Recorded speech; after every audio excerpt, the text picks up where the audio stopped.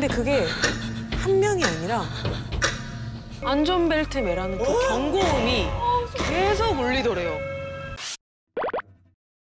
친구가 이제 사업을 확장하는데 좀 앞으로 잘 되라고 재수 굿을 한다는 거예요. 뭐 제가 굿판에 한 번도 가본 적이 없는데 이상하게 그 굿이 너무너무 궁금하더라고요. 그래서 호기심에 이제 가봤죠. 뭐 한두 시간 정도 보다가 굿당을 그냥 슬쩍 이제 빠져나왔는데 근데 얼마 후 저는 이상한 일들을 겪기 시작합니다. 밤에 거실에서 TV를 보는데 제 옆에 있던 강아지가 제 뒤로 현관 쪽을 바라보면서요. 미친 듯이 막 짖는 거예요. 괜찮아, 아무도 없어. 근데 묘하게 이상한 거예요. 약간 뻐근하면서 싸늘한 그 기운이 정말 온몸을 끌어안는 그런 기분. 저는 직감했습니다. 내 뒤에 뭐가 있구나.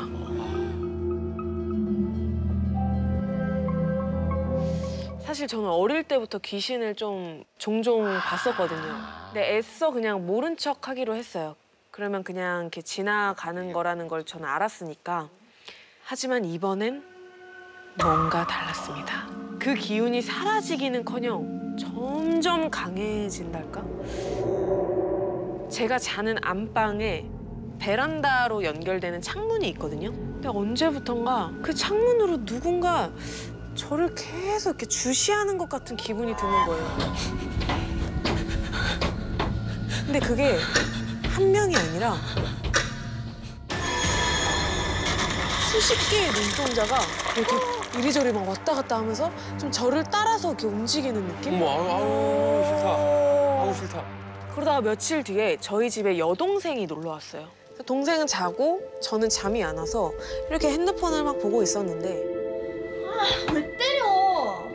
무슨 소리야? 언니가 때렸잖아. 내가 언제 때려? 방금 때렸잖아. 아프다고. 누가 자기 옆구리를 주먹으로 막 팍 때렸다는 거예요. 진짜 아니라니까?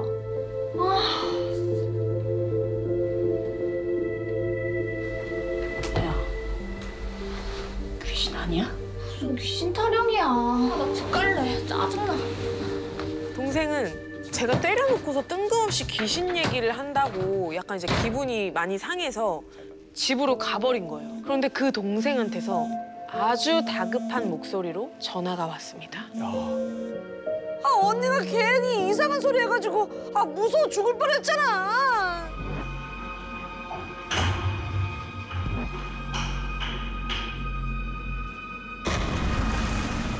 동생이 운전을 하는데 안전벨트 매라는 그 경고음이 계속 울리더래요. 마치 누군가가 따라 탄 것처럼요. 근데 그게 다가 아니었습니다. 며칠 뒤 밤늦게 퇴근하고서 거실로 들어서는데 집안이 어두컴컴한 거예요.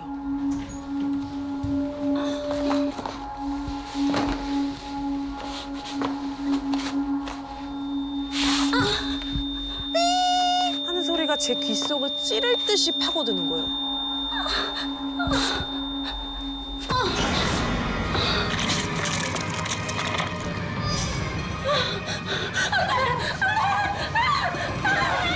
여자가 못 들어오게 문을 닫을 생각을 한 거죠. 근데 문이 안 닫히는 거예요. 씩 입꼬리를 올리면서 절 비웃던 그 여자가 갑자기 제 양팔을 꽉 붙들더니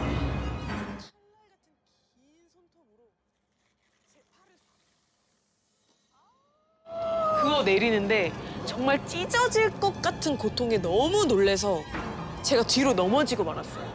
소리를 지르는데 아랑곳하지 않고 집 안으로 유유히 들어오는 그 여자. 그런데 그 뒤로 수십 개의 눈동자들이 여자 뒤를 따라서 이렇게 들어가고 있는 거예요.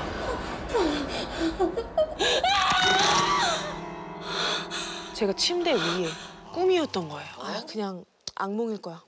요새 내가 너무 신경을 많이 썼나 보다 하면서 그냥 그 애써 그 잔상들을 막 지우려는데 글쎄 제 양쪽 팔에 날카롭게 긁힌 상처가 있는 거예요. 그때였어요. 낑낑거리는 소리에 옆을 보니까 강아지가 거품을 물면서 숨을 막 헐떡이고 있는 거예요. 그래서 곧바로 동물병원으로 달려갔어요. 그랬더니 위염에 장염에 폐렴까지 겹쳤다는 거예요. 고민 끝에 저는 한 법사님께 도움을 청하기로 했어요. 근데 법사님이 현관에 들어서자마자 첫 마디가 이 집에 방울 소리가 들리네. 법사님은 방울 소리가 어디서 나는 건지 찾아야 된다고 집안을 이리저리 둘러봤어요.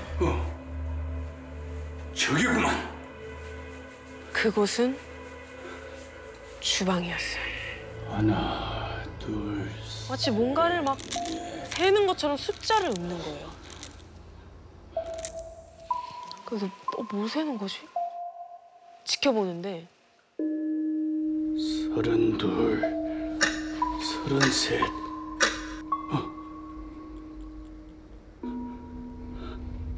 이게 방울을 33개 들었네. 수십 개의 손가락에 방울 끼운 손을 떨면서 쿵쿵쿵 뛰고 있대요.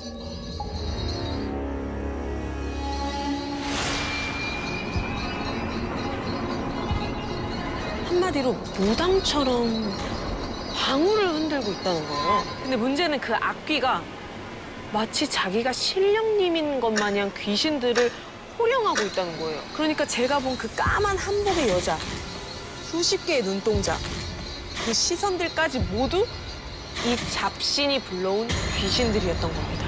아니 어떻게 그런 귀신이 우리 집에 있지?